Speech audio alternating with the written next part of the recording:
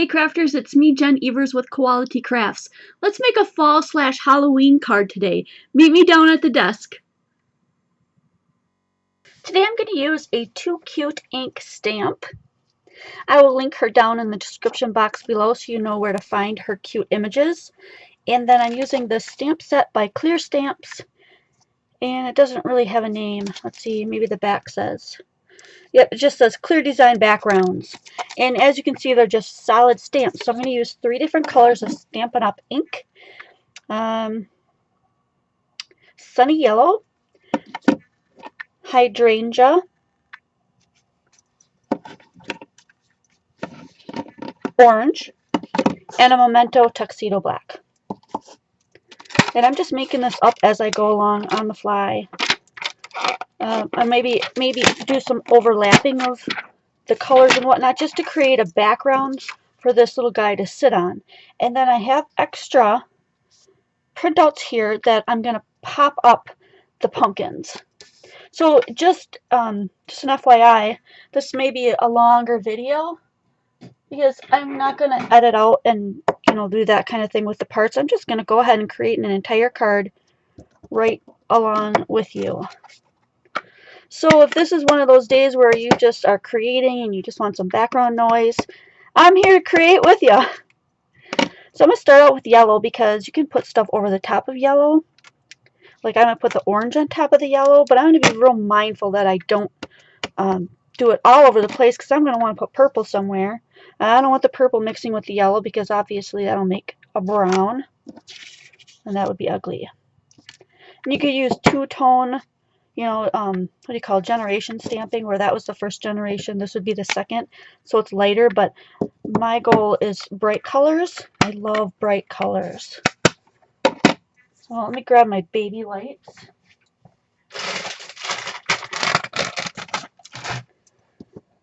Wipe that off, and I think I'm going to go ahead and do this big one in purple. I really want some purple on there.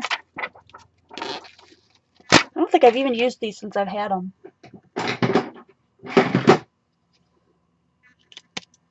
It's a pretty big stamp.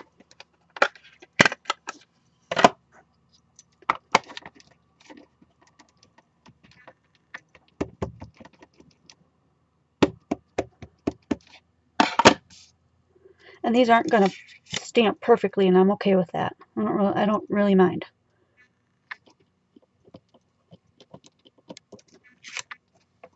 If I wanted to get a real perfect stamp from them, I would use my homemade stamping helper. Or I would go out and purchase a Misty, which someday I want to. It's on my wish list. So maybe for Christmas or something I get that. Then I think I'll switch again to, I'm going to use orange, but I'm going to switch my shape again. Use the square.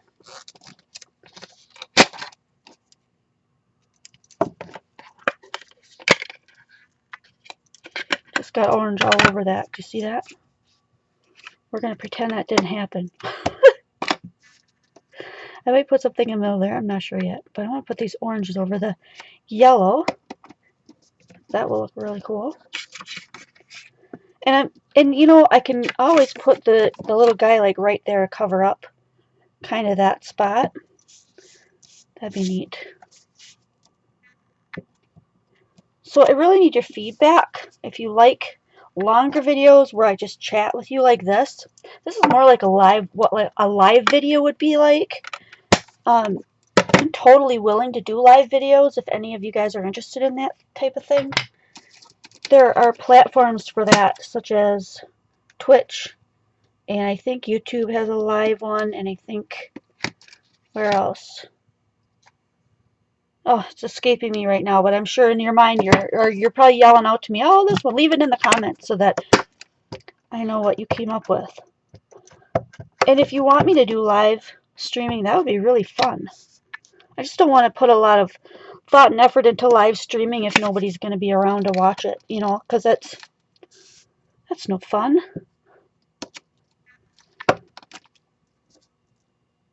I'm tying in the black, to make it look more like Halloween colors. Just gonna put one more there. Again, if I were to restamp these with a stamping press of some kind where I could redo the same exact spot, I could get a darker black, but that's okay.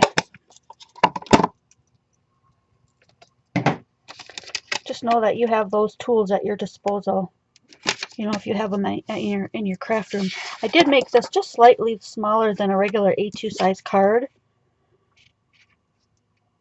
I'm going to want to cut him out some, but first I'm going to color him.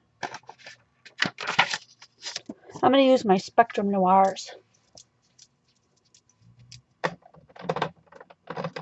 Let's see, I've got kind of a dark orangey red, and a yellow.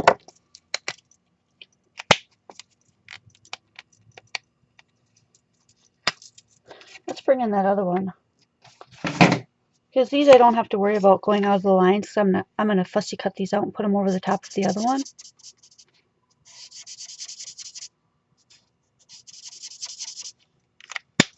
So I'm gonna put down some yellow, and then I'm gonna bring in some orange.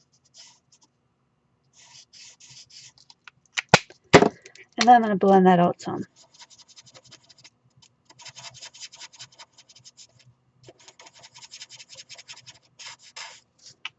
That looks good. Let's stick with that. I'm going to do the other one the same way. You can tell I use the same colors over and over again because this one is really, feels to me like it's running low. This is GB5. It's kind of a golden yellow. And I love it.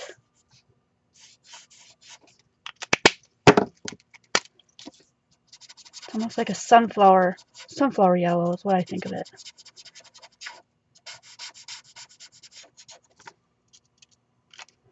Okay, and I'm not sure if I'm going to cut the stems out or not. So, and I'm sorry, the yellow was, I said the yellow, GB5, and the orange was CR10.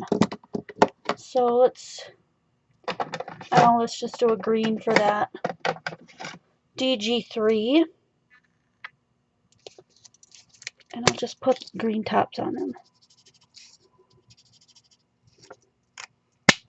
Okay, so that's going to go on top of this one. So, the ghost. I want him to basically be white, so I'm just going to add some gray at places where it looks like there should be some shadows. I'm not a colorist. I don't study light and shadow and that kind of thing. I just make it up as I go along. And then when I use that, I usually use the blender pen and go over where I put the gray just to kind of make it lighten up, smooth out, so it's not such a harsh gray line. It kind of bleeds out a little bit.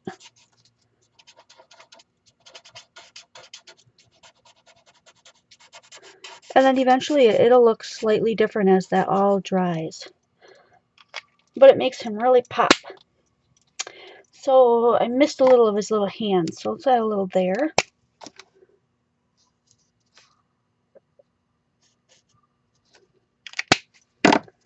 And then, some people color the image underneath and some people don't. I'm going to be covering those up, so I think what I'm going to do is I'm just going to color them just yellow around the outside in case that peeks through. I'm not going to worry about the middle. I'm not going to color the whole thing and waste my time doing that and my ink, since they'll mostly be covered. But those little green things are probably going to be able to be seen, so I'm going to be real careful to color those. And then let's match the leaves. Usually I do a two-tone, but let's just do a real simple. And then the bee is going to be a color, but I think I'll make it purple since it'll tie into the card. That'd be great. Let me find a purple that might go with that.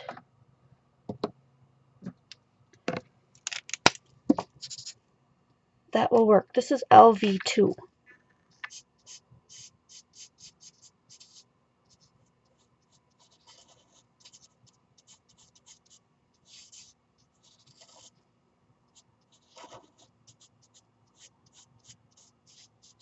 Oh, and this little bee has a stem on the top of it too. So let's pull the green back out.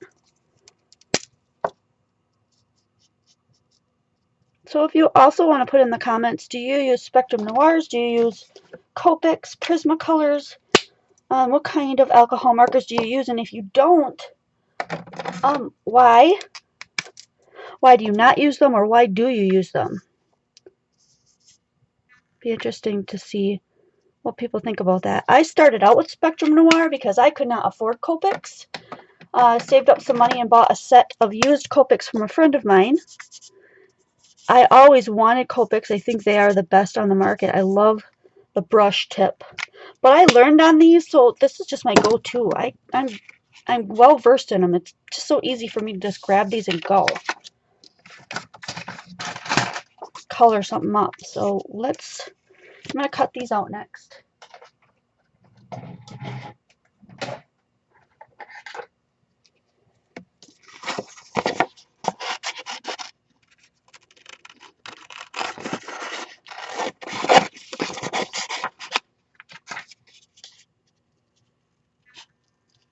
You don't have to be totally perfect. When you're done cutting them out, you can take just a black marker. And I believe I just bought a new one because I thought mine was running out. I'll find that in just a second and I'll show you what I use. But a black marker to go around the edges. So see how that white? See that white right there? That looks tacky, that white. So you just take a marker and cover it up and make it look black, like it was always meant to be that way.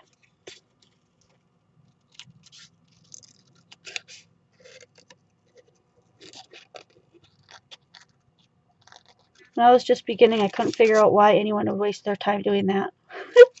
Isn't it funny how things change as we grow and learn and gain more experience? There might be some of you out there right now watching this going, yeah, I wouldn't waste my time doing that. But honestly, it does make a more finished looking product. And I really love it. So I'm going to do that now. Let me grab my marker.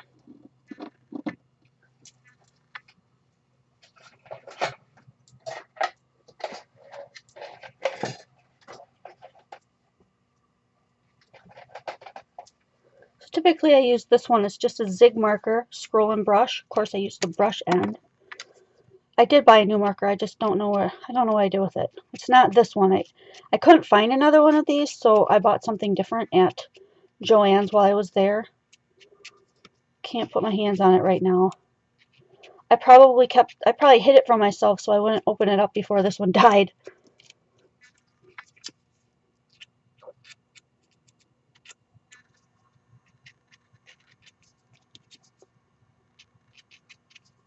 Before I add this, I'm going to chop that image down because it's really big. I don't want it to take up that much of a card. And I need a card base too. You could do a black card base. That would be really awesome.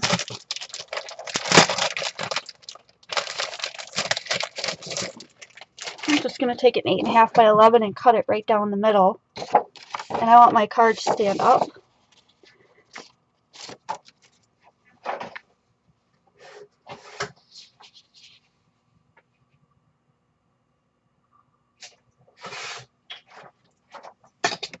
Meaning I want it to go vertical, so I'm going to go ahead and fold that.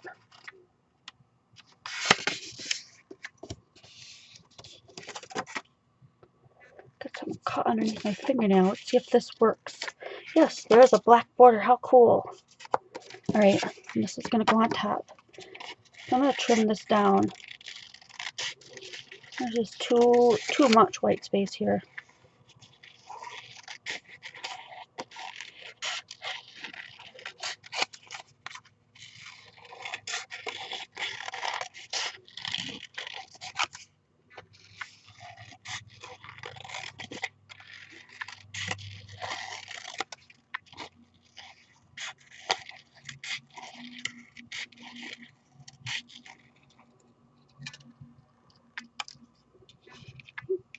There. He will go in the middle. I'll cover up that orange blotch I made.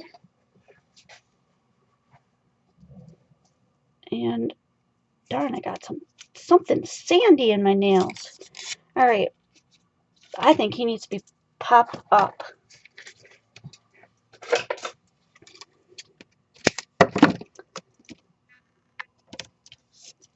I would normally do 2 layers up, but I'm just going to do 1, mostly because, and let me stick this down first, I'm going to pop up the pumpkins too, so I don't want this to be so thick that I couldn't get it in an envelope if I wanted to. Oh, let's be real, I'm a hoarder, so most of my cards have been on my shelf. I have in the past sold my work, but it's very hard to sell cards in, I have this upside down, in a market that is just inundated with card sellers and crafty projects. But if you're ever interested in something that you see me make on a video, by all means, let me know.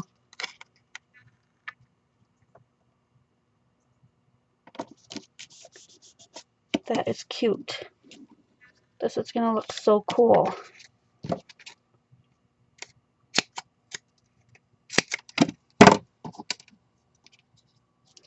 It's just a little bit too long. I don't want that hanging off. There we go.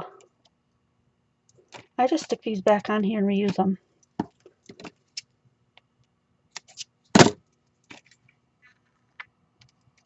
Like my kitties.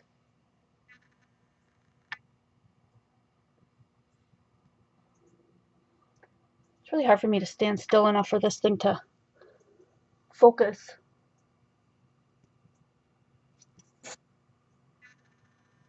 There you go. He walked across my middle finger. I know some of the ladies at work got a real kick out of that.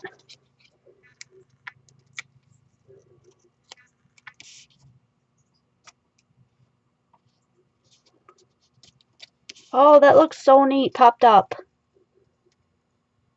You know, if you know something's your passion, if you can do it over and over and over again, like I make cards all the time, every day, I'm just totally surrounded by it. And every time I put something together, it still excites me. That is really cool. I totally love it.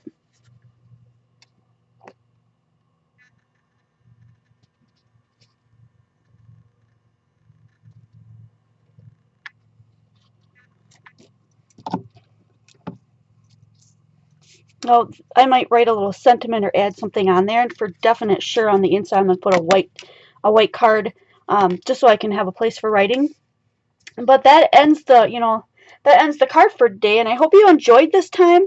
I enjoy just doing videos and doing this at my leisure so that there's less editing for me. And again, please comment below if you'd like me to do some live streaming and what works for you. I know if you do Twitch, you have to have a Twitch account to be able to join in on the chatting, but that's the exciting part. You get to chat with other people and chat with me, and it's just really cool. But if you have other ideas, let me know. I'm totally open to that. And I will see you guys next video.